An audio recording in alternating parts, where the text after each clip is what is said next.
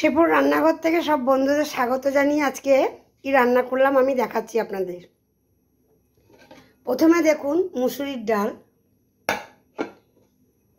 এখানে দেখুন ফুলকপি, শিম, আলু, কুমড়ো দিয়ে একটা সবজি, এখানে দেখুন ফ্যাসা মাছের ঝাল,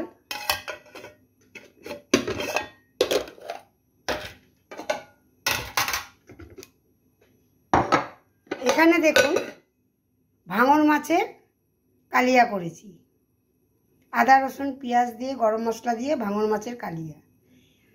আমার এই সবজিগুলি ভিডিওটি যদি ভালো লেগে থাকে লাইক শেয়ার কমেন্ট করবেন ইউটিউবে দেখলে, আর ফেসবুকে যদি যারা দেখছেন তারা আমার চ্যানেলটিকে ফলো করবেন।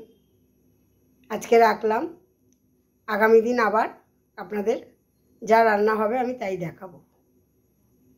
ধন্যবাদ।